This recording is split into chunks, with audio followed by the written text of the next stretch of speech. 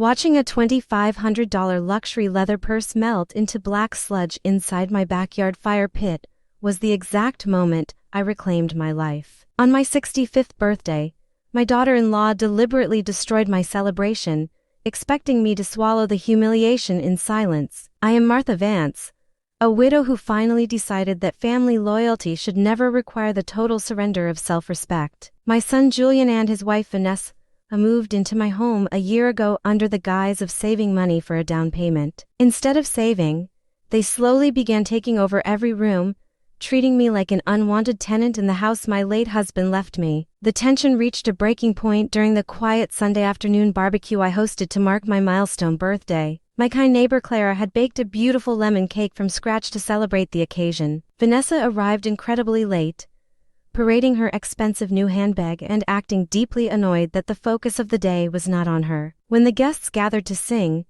she swept past the dessert table and intentionally shoved her elbow directly into the frosted masterpiece. The cake splattered across the stone patio while Vanessa offered a sarcastic mutter of oops without even looking back. As the entire yard fell into stunned silence, I walked over to her chair, grabbed her precious leather bag, and tossed it into the hot coals. I calmly watched the material blister and smoke, returning her identical word back to her face. Julian became completely hysterical, screaming that I was insane and demanding that I pay for the damage. I looked at my furious son with absolute serenity and told him to send me the bill after he questioned his wife about her behavior. Vanessa emerged from the house just in time to see her luxury prize dissolve into ashes, letting out a piercing shriek. The following morning, Julian cornered me in the kitchen to demand a replacement check, which I completely refused to provide. I marched upstairs to my primary bathroom, which Vanessa had completely cluttered with her expensive cosmetics and hair tools. I packed every single item into a heavy cardboard box,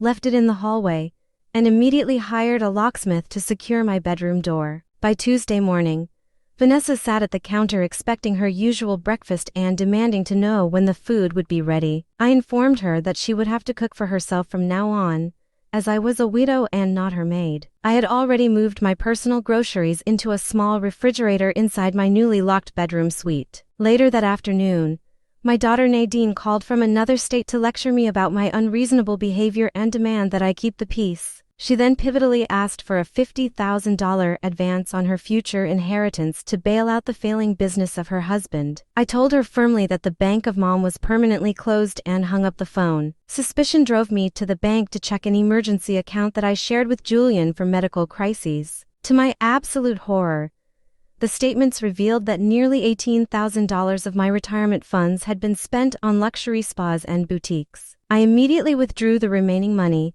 closed the compromised account, and deactivated the debit card linked to it. The next day, Julian called me in a frantic whisper from an upscale restaurant where he was entertaining corporate clients. He claimed I was deeply humiliating him because his payment card was declined at the table. I told him the money belonged to my retirement, suggested he ask the manager for an apron to wash dishes, and promptly turned off my phone. In response to my boundaries, Vanessa defiantly hosted an unauthorized dinner party for her friends in my living room that weekend. I walked downstairs in my bathrobe, turned off their loud music, and gathered up the vintage wine bottles belonging to my late husband. I politely told her guests that the party was over and sat down to read my book. Julian had also been using my second vehicle as his personal commuter car without ever contributing to the insurance or fuel costs. Late Sunday night, I took the spare keys, drove the sedan to the garage of Clara, and locked it away securely. The next morning, Julian panicked about missing work,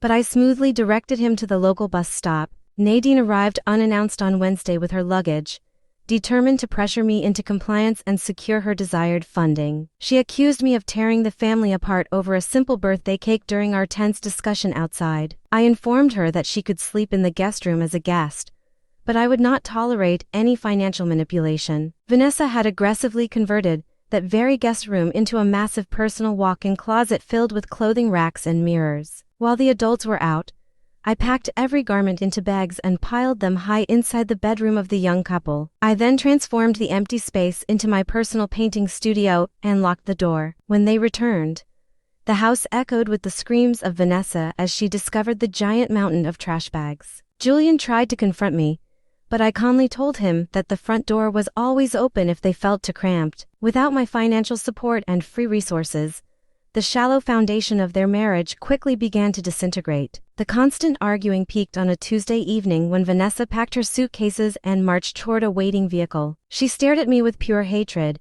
waiting for an apology, but I simply stirred my hot tea with total indifference. She slammed the door and left forever, proving her affection disappeared the moment the luxury lifestyle vanished. Nadine left the next morning, and Julian attempted to manipulate me by doing chores and speaking in a vulnerable voice. He apologized for his past actions, foolishly believing we would return to the comfortable dynamic of the past. I accepted his apology, but informed him he had exactly 2 months to find an apartment and leave my property. 2 months later, my son loaded his final boxes into a truck and handed over his keys without any further arguments. That evening, I sat by the cold fire pit, enjoying a quiet slice of cake and breathing in the beautiful silence. True peace is not achieved through silent suffering, and enforcing firm boundaries simply reveals who actually respects you.